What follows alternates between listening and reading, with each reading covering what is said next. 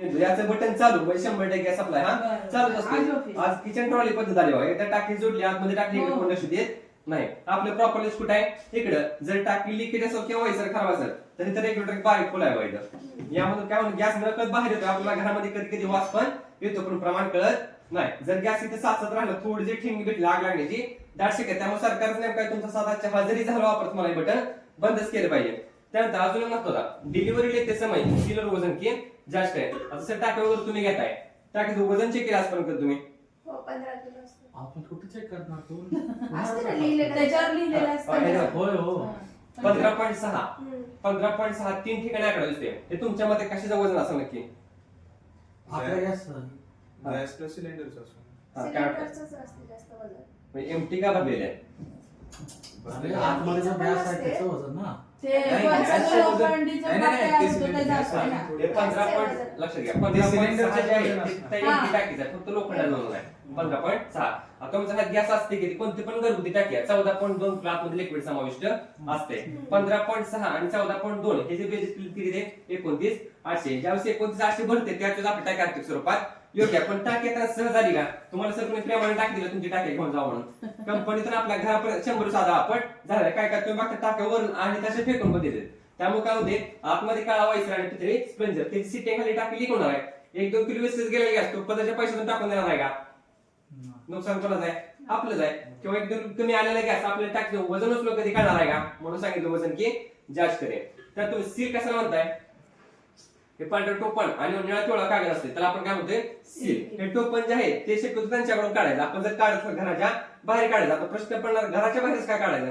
कारण ज्यावेळेस तुम्ही टोपण काढताय टोपण काढल्या फसते आवाज येते बघा बरेच वेळेस. तर आतमध्ये गॅस साचून टोपणला आपण घरात काढलं तर आतमध्ये साचलेला गॅस भर दिवशी ज्वलनशील भेटतोय. आपल्या घरामध्ये काय लाईट मध्ये शेगडी आहे फ्रीज आहे दिवाबत्ती चालू असते वेगवेगळे बटन कुठे आहेत तिथंच आहे. जर हा वयोजन त्याला भेटला तर स्फोट करण्याची दाशी. अजून एक काळजी घ्या टोपण काढताना ना काय टोपण आपलं जवळच आहे आतमध्ये साचलेला गॅस भर देश टाका दोन पण दाट शिकत. त्यामुळे इथून पुढे हे टोपण घराच्या बाहेर थोड्याच्या अंतराने काढून घ्यायचं. टोपण काढल्यानंतर लिकेज कसं चेक करायचं तर 1 ते 2 थंडामध्ये पाणी वाटायचं. बबल्स किंवा बुडबुडे आले तर समजा आपली टाकी लिकेज आहे. पण आता जर व्यवस्थित असेल तर दरवेळेस तुम्हाला ही टाकी येणार आहे का? बदलून बनलेले बघूयात.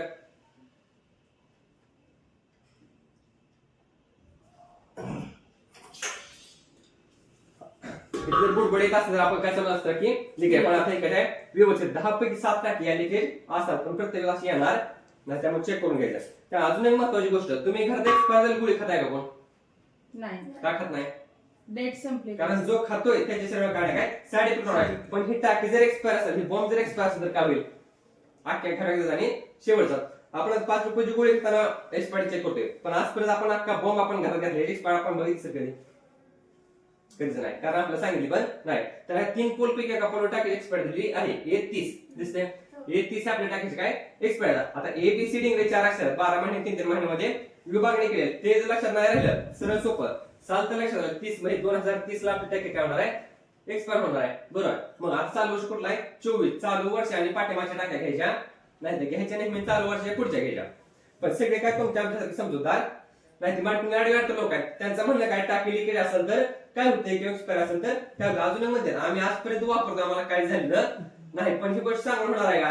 होऊच नाही आपण काळजी घेतली पाहिजे. जर इथे लिकेज असतं तर प्रेशर किती वाढते बा फक्त का होणार कसा विमानाच्या वेगाने गॅसांमध्ये बाहेर जातोय. याच वेगाने बाहेर यायचा प्रयत्न करतो. जर खासपणे टाकी घरात काय व्हायला लागली 4 ते 5 मिनिटं टाक्या घर गॅस पासाला जाणार आहे. एवढ्या तुमची नुसती लाईट जर ये झाली तर दुर्घटना वेळ लागत नाही. त्यामुळे टाकी बाबत या गोष्टी लक्षात ठेवा. 21 टाकीचं वजन नाही चेक केलं तरी चालतंय पण टाकीचं लिकेज आणि एक्सपायरी चेक करूनच घ्यायचं. कारण आर्थिक आपण सोसू शकतोय पण 7 उद्या 25 आणि सोसणार नाही. त्यानंतर मेन दुर्घटनेचे पण हा रेग्युलेटर बटन जास्त एक करू असते किंवा गोळ्या खराब हे बदलायचं आपण कधी हे काय करायचं दर 3 वर्षाला टेस्ट करायचं आणि दर 5 वर्षाला कंपल्सरी बदलूनच टाकायचं. का बदलायचं? कारण दिवसातून 2 वापर जरी म्हणला तर महिन्याला 60 वेळा वर्षातून 700 कधी कधी चालू बंद करताना ह्या स्प्रिंग म्हणून सुद्धा आवाज येते बाहेरनं. त्यामुळे जर 5 वर्षाला जिथून कनेक्शन रिप्लेस करून देते तुम्हाला. त्याला अशी पाईप आहे का आपल्या घरात? सुरुवातीला अशा पाईप होत्या. आता आपल्या घरात केशरी का पिवळे केलेले आहे त्याला 3 तारखेचं कोटिंग आतमध्ये नाव काय देणार? सुरक्षा पाईप नाव देणार आहे. सुरक्षा पाईप नाव दिले पण आपण सुरक्षित झालोय का? सुरक्षा पाईप काय करणार? फक्त इथून सप्लाय करण्याचं काम करणार आहे. त्यात शेगडी वगैरे तुम्ही धुताय बरोबर, कशी धुताय का सांगू द्या. महिलांची एक साधी सोपी पद्धत काय बा, महिला काय करते, लहान बाळाला जशी आंघोळ घालावी तसे जेवण काय करते, पाणी घालते. जेव्हा इथे सगळं भाव येते, भाव निर्माण वापरताय घासणीनं घासताय. निर्म्या साबण असं सिलेंडर सांगितलं आम्हाला घासून आम्ही पुसून घेतो. निर्म्या साबणामध्ये काय ऍसिड असते. ऍसिड काय करतं, इथं हल्ला करते. हल्ला कशा प्रकारे करते, आता चहा दूध होतं जाते घरात तुमच्या. महाराष्ट्रामध्ये असं एक पण घर नाही ज्याकडे दूध होतो जात नाही, होतो गेल्याशिवाय कोण धुवत नाही. होतो काय म्हणतात, अंगाच काण्यामध्ये साचली जातात. ऍसिड पाणी पण डॅमेज करतं. जर इथून बाहेर पडणारा गॅस इथून बाहेर नाही पडला तरी ते साईड असे भडके होतात बघायला. त्याला काय आपल्याकडे सुई असते, सुई टोकाने काय प्रत्येक खोलावर साफ करून घ्यायचं जेणेकरून गॅस आपला व्यवस्थित होणार आहे. त्या या पण अमर्याद वापरा, चालू बंदी तुम्ही चालूच करा. तुम्ही ह्याला लावता चांगला लावताय का खरकडेच त्याला भेटेल. काही काय जण त्या साईडला पुरशी सगळी असते बघायला. महिन्यानं जर वरतीला प्रॉब्लेम आला तर महिला काय करतात, आहे ते दाखवणे फिरवण्याचा प्रयत्न करतात. न बटन तुटतंय तरी पण काय करतात, चिमट्याने पकड्याने खेळत बसतात त्याला. पण तसं जर केलं तर ह्या स्पिन बटन रिवर्स फेकले जाते आणि दुनियेनं महिला बसण्याची दाट शक्यता आहे. हीच करावं लागेल दुर्घटना. 4 दिवस माझी तिकीट 5 दिवशी निघून, त्यामुळे तो स्वतःला काय बसायचं टेंभुर्णीची नाही. सांगितली का घडलेलं ते परवाचं ह्याच्यामध्ये काय ना तुमचं तू लॉक केलंय नाही केलं जा करून ये जा. करू नका 2 मिनिटं बस तू शिकून घे. चेक करा. पाईप काढून धुता का तुम्ही, नाही पाईप असता धुताय. हो. पाईप असं किती बोट भर तरी अंतर आहे का. आता महिन्याला काय सोय, स्वयंपाक झाला शेगडी खाली, पाहुणे आले शेगडी खाली, पाईप शेगडी खाली, खाली काय पाईप लूज होते बघितली बरोबर आहे.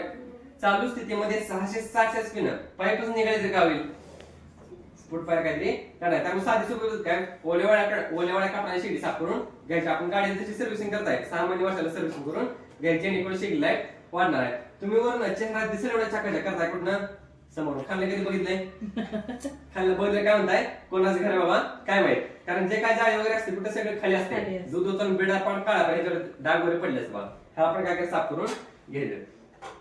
बरं, दिलेली माहिती समज आवडली तुम्हाला, 2 गोष्टी नेमून कळाल्या समजल्या. त्यापेक्षा महत्वाचं किती दिवस लक्षात ठेवता तुम्ही मला आज कसं आहे, धावपळीच्या आपल्याला काम भरपूर आहे. हे आपल्याला गरज आहे म्हणून दिलाय का माणसं मला म्हणून दिलाय, गरज आहे म्हणून दिलाय. 2 गोष्टी दिली बघा, एक लाईट आणि दुसरा गॅस. आपली गरज आहे म्हणून दिलाय, पण या 2 गोष्टी प्रचंड धोका आहे. सुरुवातीला बघा एखाद्या व्यक्ती आता तुमच्या लक्षात आलेलं आहे की जोपर्यंत त्याला परमिशन देत नाही परत पुश केलं, गॅस घेतला, तुमच्या हातून घरात निष्काळजीपणा घडतो. निष्काळजीपणा तुमची पण चूक नाही, तुम्हाला पण कामं घरात भरपूर असतात. तुम्ही काय करता, दुधाचं पातेल ठेवता दुसरं काम करता, चहा ठेवता तिसरं काम करता, भाजी ठेवता चौथं काम करता. अशा वेळेस उतू गेल्यानंतर फ्लेम विजली, पण मनाचा समज आहे बटन बंद आहे पण बटन चालू राहिलं, किंवा घरात 2 लहान मुलं आहेत त्यांनी बटन फिरवून ठेवलं, किंवा जे वयस्कर लोक आहेत त्यांच्याकडून बटन चालू राहिलं, रेग्युलेटर थांबणार नाही, तो 100% सप्लाय करणार. 100% सप्लाय केला गॅस, पहिल्यांदा शिगडी किचन कट्टा खाली उतरणार.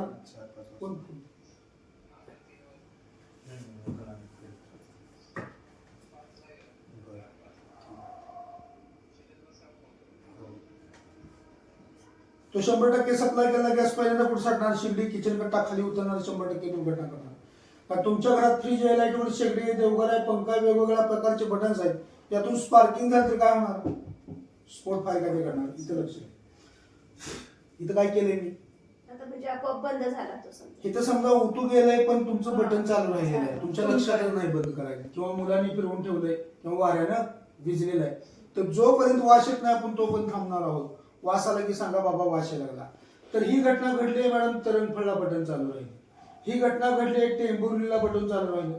ही घटना घडली सोमटणे फटा प्रतिशिला बटन चालू राहिलं. हीच घटना घडली सोलापूर वेल्लाळला आई आणि मुलाचा असा सापळा बटन चालू राहिलं. आणि हीच घटना घडली मंगळवेढा बालेवाडीला बटन चालू राहिलं. तर तिथं घडलंय काय की उदाहरण म्हणून सांगतो. एक मॅडम होत्या, मॅडमने काय केलं, दुधाचं पातेल ठेवलं. दुधाचं पातेल ठेवल्यानंतर फोन आला, फोनवर बोलता बोलता बाहेर गेले. 15-20 मिनिटं बाहेर निघाल्या, परंतु त्यांच्या लक्षात नाही आतमध्ये माझा गॅस चालू आहे. तो पण दुधाचं पातेल साईडला गरम होऊन पडलं, गेलं, फ्लेम विजली गेली, तरी मॅडमचे लक्ष नाही. 15-20 मिनिटानंतर मॅडम चौकटी पैसे आल्या, गॅसचा आवाज जाऊन भेटला. मग लक्षात आलं बापरे गॅस चालू, आतमध्ये झरझर आल्या, गॅसचा आवाज सण होईना. तोंडाला साडीचा पदर मांडला, पदर मांडल्यानंतर डोक्यात विचार आला, दारे खिडक्या उघडल्या पाहिजे, दारे खिडक्या उघडल्यात पाहिजे. परंतु गॅस जड आहे का हलका आहे, जड आहे, गॅस खाली असतो.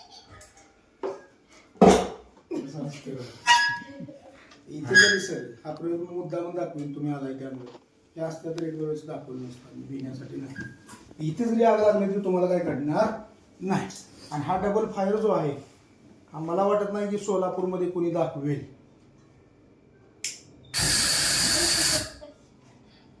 जर इथूनच तुम्ही सुरक्षित होत असाल तर मग विचार करायला काय हरकत नाही याच्याविषयी. बरोबर आहे का सर?